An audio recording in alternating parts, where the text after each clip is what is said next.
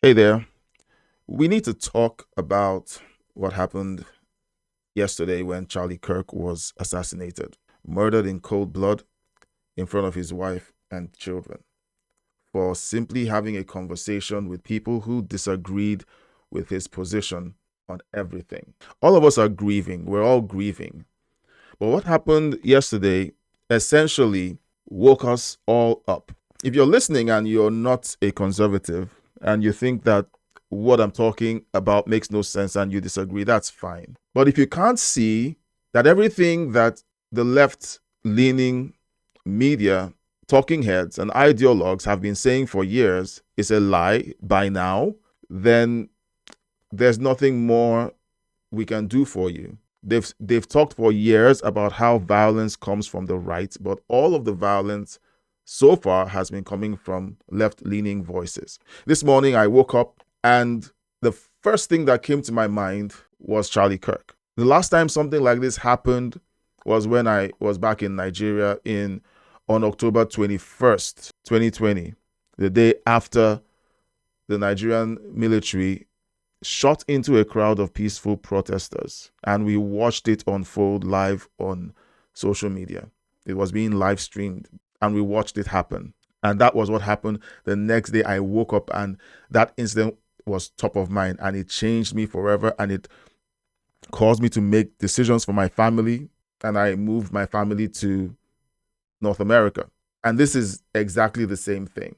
I woke up, and this was top of mind, and I one part of me wanted to believe that that everything that happened was a bad dream. Like I was dreaming, and it was really a bad dream. And I opened up my phone, and everything from yesterday kept flooding back. And then we started seeing the unhinged celebration coming from the indoctrinated left wing voices. I would like to open up with with reading a post by Nick Freitas. Nick Freitas um, put this succinctly: as a Christian, as a conservative, as someone who believes in free speech and open discussion, good faith, open discussion, like I believe we all do. And this struck home because it basically gave voice to to what I've been feeling since last night. Now, here's what he wrote. I am told that as a state representative, this is the moment where I'm supposed to express my heartfelt condolences and then stand in solidarity with those on the other side of the aisle as we condemn political violence and stand unified as one people. But we aren't one people, are we? The truth is, we haven't been for some time now. And there is really no point in pretending anymore, if there ever was. We are two very different peoples. We may occupy the same piece of geography, but that is where the similarities seem to abruptly end. I convinced myself for a long time that whenever the left called me a racist, a bigot, a sexist, a fascist, a threat to democracy, for even when the most innocent, for even the most innocent of agreements, that was simply hyperbolic rhetoric done for effect. And now the effect is a widow and two orphaned children because the left couldn't bear the thought of a peaceful man debating them and winning. I don't think they realize it yet, but murdering Charlie is going to be remembered as the day where we finally woke up to what this fight really is. It's not a civil dispute among fellow countrymen. It's a war between diametrically opposed worldviews which cannot peacefully coexist with one another. One side will win and one side will lose. Charlie tried to win that fight through argumentation, through discussion, through peaceful resolution of differences, and the other side murdered him. Not because he was extreme or inciting violence or any other hyperbolic slur they hurled at him. They murdered him because he was effective, because he was unafraid, because he inspired others and made them feel like they had a voice, that they were not alone. And he did it at the very institutions which have fomented so much hatred toward conservatives. I don't want to stand in solidarity with the other side of the aisle. I want to defeat you. I want to defeat the godless ideology that kills babies in the womb, sterilizes confused children, turns our cities into cesspools of degeneracy and lawlessness, and that murdered Charlie Kirk. Social media is aflame right now with leftist celebration of Charlie's death. I wonder if any among them understand what has just happened.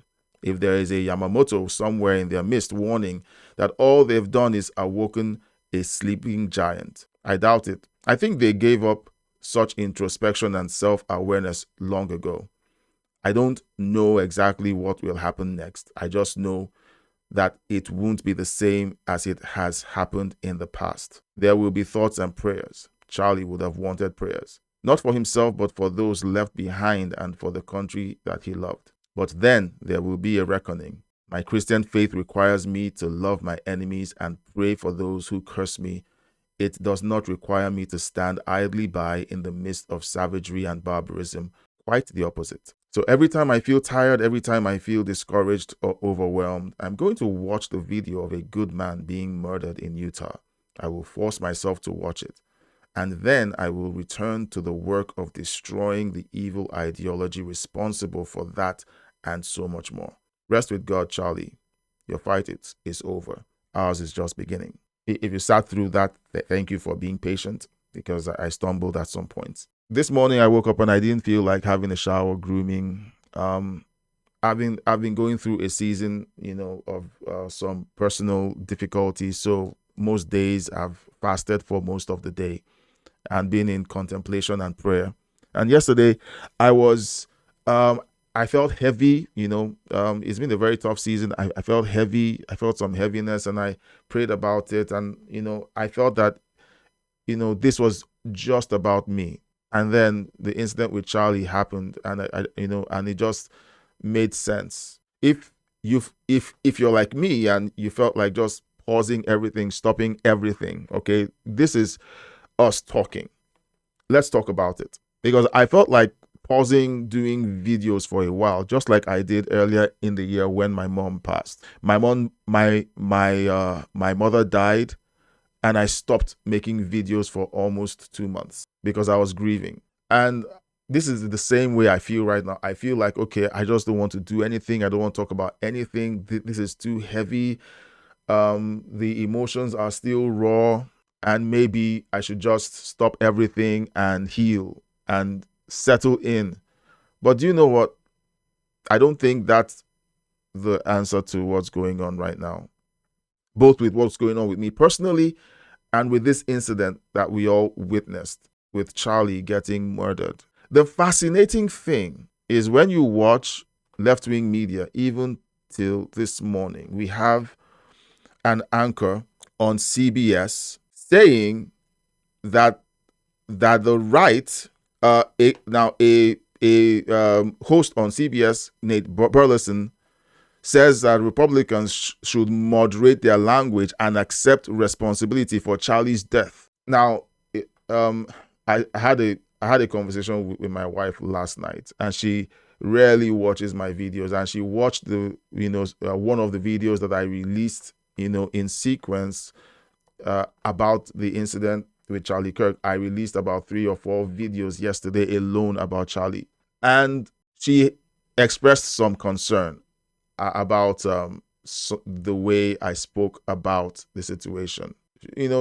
She felt that the line between the left and the right that I was emphasizing was, simply because I was too conscious of that line. But I told her, look, I've followed this for years, and if you haven't been following this for as long as I have, or for as long as many voices on the conservative right have been following it, you won't understand why the language is framed in that way.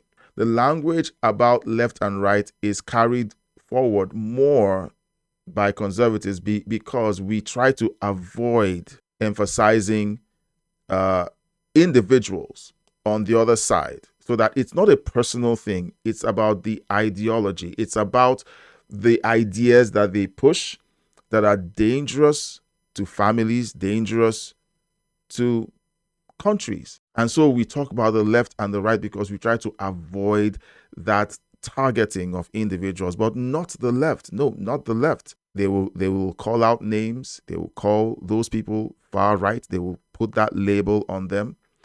They will tell their listeners that these people push Nazi ideologies. They do these things intentionally to dehumanize right-leaning voices who are honestly winning the argument. This morning, I saw a post pop up on my Twitter feed, and it was from a very popular Nigerian investigative journalist. He became popular for exposing certain types of corruption and things that the powerful want hidden. He goes into some research and exposes them, and he earned his popularity doing that. And then he reposts a post by another individual, a young lady who took a clip of Charlie talking about certain black appointees in the U.S. government who were clearly DEI hires, and that they themselves had said that they were DEI hires, and that the individuals he was talking about, did not have the mental capacity to basically express the truth of what their appointment meant, to other black people and to the country and so on. I didn't go in to watch the whole video because I saw the context, I watched it, and then I responded to it. And it just became clear to me how far flung the poison of Marxism and socialism has spread. Because for someone to win the argument on the fact that people shouldn't have things handed to them, you don't need to have things handed to you. We were created by God to build things, to achieve. And the mantra of Marxism and communism is the state should be daddy to everyone and hand out gifts to everyone equally. But history tells us and shows us that that isn't the case. For everywhere you find Marxism and socialism, there is deep-seated corruption. The people at the top reserve the very best for themselves, their families, and their lackeys. They silence anyone who points out that that's what's going on, and then they go forward to try to make it look like they are virtuous and that is the best system in the world. But we can see from history that that is not, because every communist country has collapsed or is in the process of collapsing. And people have fled those countries to go to Western civilization because it is clearly the better option. Now, I went on this tirade because that's basically how I felt after feeling like pausing my videos. I looked at all the content being flushed out into social media celebrating Charlie's assassination. And the question is, what's the point? Okay, so what's the point of all of this? I'm a very small creator. Okay, a tiny handful of people follow my content. A very tiny handful. But does it mean I don't have something to say, something to contribute? I don't think so. I think that many of you who listen to my content and truly feel the loss of this, you may not have followed Charlie's content. You may not know how much he impacted the world with his way of engaging with people who disagreed with his way of life and the ideology that honestly made America the greatest nation on earth, that these colleges are benefiting from and they hate so much. It is amazing and breathtaking to see how people who are benefiting from such a blessing can truly hate the source of that blessing so much that they want to destroy the hand that has fed them. The demonic responses coming from outlets like MSNBC, we just saw, I just told you of a take from CBS this morning, all of the poisonous social media posts that I've seen I've seen them, and the normal thing would be to swipe, to scroll past them and not listen to them. But you need to look evil in the eye. And, you might be saying, okay, are you calling these people evil? People who do evil things are evil. People who do good things are good. Jesus says, out of the abundance of the heart, the mouth speaks. For out of an evil heart comes forth evil things, and out of a good heart comes forth good things. We judge things based on what the Bible tells us, and they hate us for it. They hate us because we bring up the Word of God and try to say, look, this is the best way to live. It has blessed humanity with Western civilization. What would the world look like without Western civilization? They've tried to accuse the West of being the proponents of slavery. That's the go-to. They say the West is inherently evil because it's they had some white people owned slaves, and then they conveniently ignore the fact that the slaves were caught, brought to the shoreline, and sold to the white man by native chiefs. They don't talk about that because it doesn't fit the narrative. Or is it your conversation with family and friends? You see the indifference where when they discuss this incident. Some of them might even be celebrating the incident and saying that it serves him right, and that the conservative movement is at fault for what happened. So with all of that happening, what do you do about it? What are you going to do about it? Are you going to hide, or are you going to show up? Are you going to hide and say, look, I don't want this to happen to me. I have a life to live. This is too much drama. It just got real. Because this was a guy who wasn't calling for violence. He wasn't calling for violence. Many people who have responded joyfully, I want to believe that a handful of them have never seen a full Charlie Kirk interview or debate. They've never watched anything beyond the well-curated and edited clips that left-leaning outlets have carefully compiled in order to enrage people who follow their content. And so, yes, they're happy about it. But does that mean that you should hide, or will you show up? Now you're saying, how do you mean show up?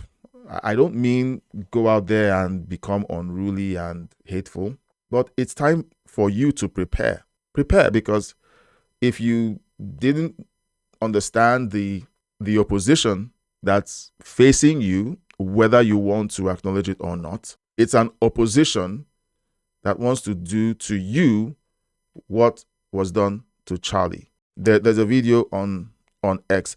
I don't want to play these videos because I could have done a reaction video to all these things, compile them and put them out there.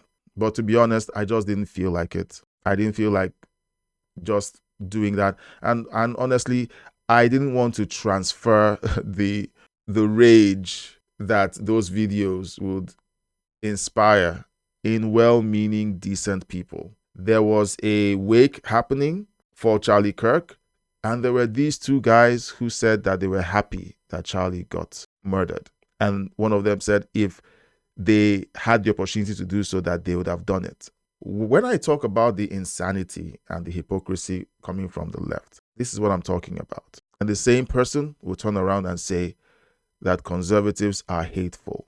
But what can be more hateful than dancing on the grave of a good man that was murdered for simply having an opinion? You need to prepare, because that's the world you've always lived in.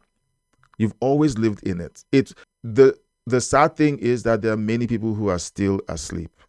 Or there are many people who just find it too painful to own up to the fact that this is the world we've always lived in. Western civilization has kept these barbarians at bay with law and order and peace through strength. Everywhere in the world they've attempted to rear their heads, Western civilization has pushed them back for hundreds of years.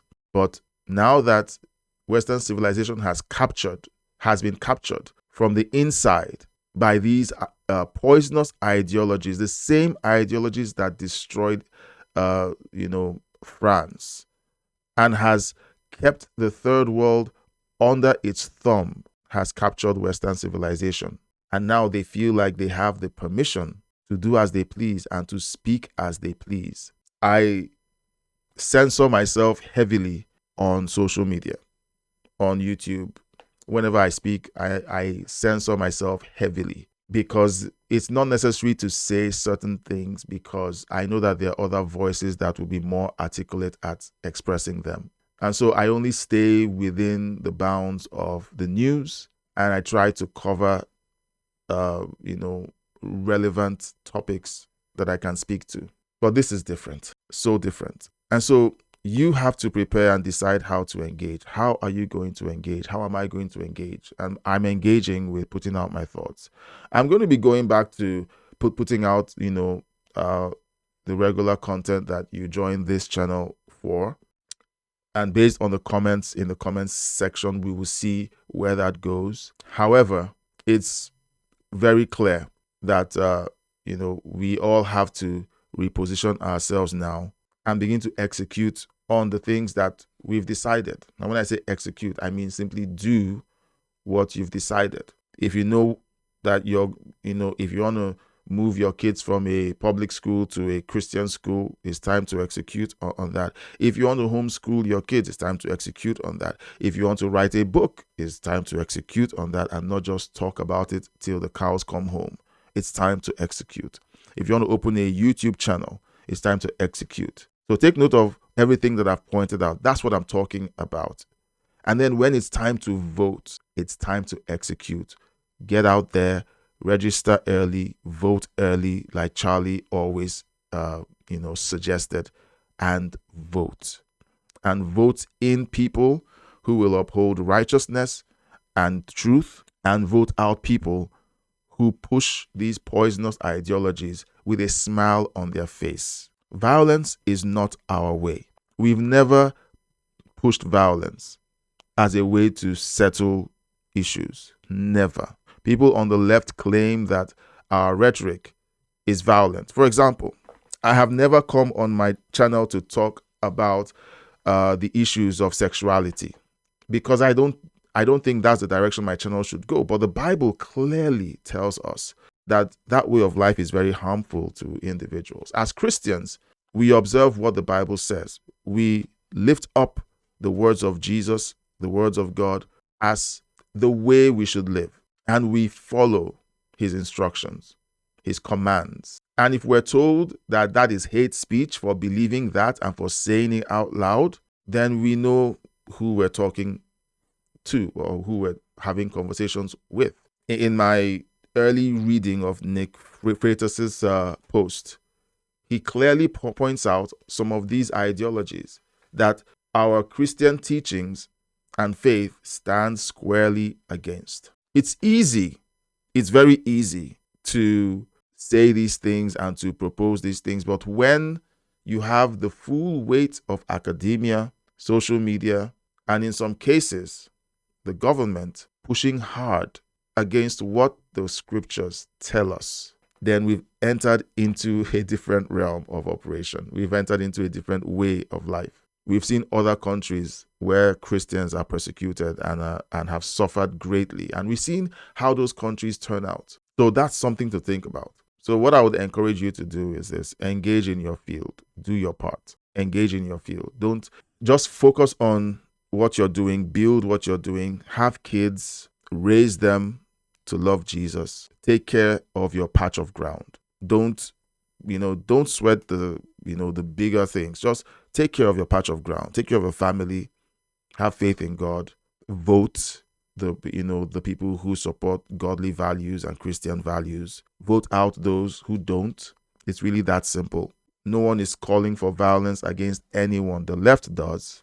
The left does it routinely, all the time. But when you point it out, you're immediately confronted with the fact that why are you pointing out our own issues without answering to the lie we just told? You just lied. That never happened. We're simply pointing out the fact that you're the one doing it. And then, most importantly, and I should have opened up with this, is pray. If you're here and you don't know how to pray, start with the Lord's Prayer. You should know the Lord's Prayer. If you don't know the Lord's Prayer, Google the Lord's Prayer. All right. It's in the Bible, the New Testament. Jesus taught his disciples to pray this way. It's a pattern of prayer, but you can start with reading it out for yourself, and then from there, you can learn how to break into a conversation with God using that format. There's lots of anger circulating today. I may not want to admit it, but I'm really angry. I'm really angry, not just at the fact that Charlie, a peaceful Christian who only wanted to do his part to create a country where his children could grow up safe, and that his children could also grow up without being force-fed poisonous ideologies. That was his only crime. The left said he was divisive. They said he was controversial. They used every dog whistle word on him while he lay bleeding on a gurney, and doctors were fighting to save his life. One MSNBC talking head all but said that him being shot was his fault. Of course, the MSNBC, trying to cover their butts, have fired the guy. But MSNBC will continue to air those kinds of narratives. They will continue. They will not stop. Firing somebody, making someone a fall guy, doesn't change the fact that that is what they've been pushing for the last decade. So there's a lot of anger going around. But what I want to ask you to do is to channel it into productive ventures. Get busy building something.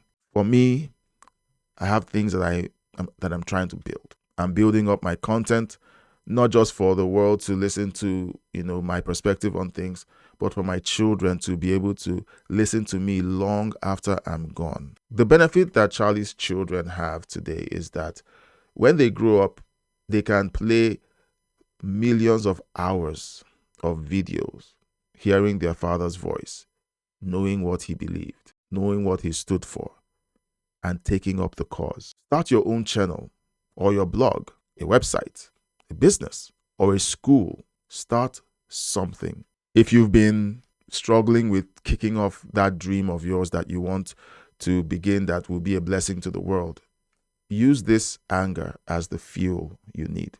I will also ask you to consider fasting and praying. I've been doing it for some days now. I don't have a meal at the start of the day. I just fast, remain in contemplation, pray. I would invite you to do the same. The rage and the anger that you're feeling will be better channeled and better not managed, but it's easier to have a perspective on things when you spend time with the divine. And as you spend time with God and you tell him how angry you are and how grieved you are about what has happened, he will help you handle the pain. Going out there and ranting and cursing and attacking, on social media, people who have expressed their, a vile disregard for human life, the sanctity of human life. Instead of doing all of that and wasting your time, because honestly, it's a waste of time, because these people are well and truly lost. All you can do is pray for them. Arguing with them is a waste of time. If someone can stand in front of a camera and say that that they are happy, they are glad that Charlie was murdered, that person is lost, and you can only pray for them that somehow God's mercy will find them and bring them into a place of repentance. And I would like to ask you to please consider talking with someone. Don't be alone. Don't be alone. Talk with someone. Right after I get off this recording, I'm going to call my friend. And I'm going to talk with him. And I may have multiple conversations with my friend, because this pain, which for me, I did not know Charlie personally. I knew his content. I admired his achievements. At 31, I'm 48 years old. At 41, he had achieved so much. And when I say achieved, I'm not talking about, money and fame. The talking head who got fired on MSNBC, I think it was him or someone else, was listing the things that Charlie Kirk had achieved because of his connection to the MAGA movement. And he had the audacity to begin to narrow everything down to money. These are the voices out there that are still speaking today. And so we just have to be clear on what to do next. It's not about going out there and arguing with them, but we need to build on our patch of ground, build up our families, build up our businesses, build up the things that God has put on the inside of you. Not all of us are going to be able to do what Charlie did. No. But all of us have the capacity to do what God has called us to do. And so as you fast and pray, isolate or locate that thing that God has put in your heart to do and do it with all your might. So we're not going anywhere. We're not. That's what they want. I don't plan on shutting down my content creation like I told you I felt like doing. No, I'm going on. And I hope you choose courage. I hope you choose courage in these difficult times. I want to thank you for giving me this opportunity to speak to you. I've had a lot of, time to think about this. I've seen the feedback come back from the videos that I made yesterday. There were a couple of encouraging encouraging comments, but there were a couple of vile responses. I will call them vile because that is what they were. I won't even give them the dignity of responding to them. I saw the responses. I saw the comments, and I just refused to acknowledge that I got the comments. And I have a policy of not deleting comments. I may have to revisit that policy today and think about it, because that kind of attitude towards the life of a good man, a father, and a husband, that kind of attitude, to be honest, has no place on any of my channels. If you listen up to this point, let me know in the comment section what you think. Should I delete those horrible, horrible comments? Or should I leave it open so that people can see for themselves what the world really is like without Jesus? Because these people clearly don't have Jesus. They don't. They can say as much as they want that they do, but if you can celebrate the murder of an innocent, godly man whose only crime was that he would go into college campuses, debate the socialist and debased ideologies taught by the professors to the students and win. That was his only crime. He would win again and again and again on godly principles that have conquered millennia after millennia, and they are still conquering today, whether the left or the progressives, like they like to call themselves, like it or not. Whether they like it or not, it is still conquering today. I'll do a hard stop right now. Let me know your thoughts in the comment section. This has been a chunk of a video. It's longer than my usual length. These videos, I'm just relaxed. These videos I'm creating partially for me and then partially for my diehard fans, people who have followed my content irrespective of the length. This is for you. I know that there are people who might not go beyond the first 30 seconds, if they make it beyond the first 15 seconds. But I want to thank you profusely. I'm speaking to you right now. If you're still listening right now, thank you for listening up to this point. But take to heart the things that I've said about what to do next. There are going to be articles written. There are going to be talking heads for the next couple of days, blaming conservative ideas on what happened to Charlie. They're going to say that Charlie's rhetoric, they will hold their tongue for a while, but look, the left can't help themselves. They're going to return to the narrative that it was his fault that he got shot. And they're going to double down. We have Elizabeth Warren saying that she will not tone down her rhetoric after Charlie Kirk was assassinated for his politics. This is what we're dealing with. The Bible says that we don't fight against flesh and blood, but against what the Bible calls principalities, powers, rulers of darkness of this age, and spiritual wickedness in heavenly places. I saw that being posted during a live stream that I attended yesterday on Brandon Lehman's channel. And so someone put that out there. And yes, I agree that we don't wrestle against flesh and blood. We don't. However, these principalities and powers and rulers of darkness and spiritual wickedness in high places work through flesh and blood. There's going to be a conversation, and there will be more conversations being had about what people of Christian persuasion should do next. I don't advocate for violence. You've heard what I've had to say about everything, but this conversation is real. What happened to Charlie Kirk hits home for most of us who have decided to put our voices out there with, on platforms like YouTube and social media. And we've seen for ourselves the backlash that having conservative Christian values earns you when you put yourself out there. It's time to just, to own it. It's time to own it. Are you going to acquiesce to the fear that they just put out? Because this is what they want. They want us all to go scurry into our little corners and hide and let them take over the world.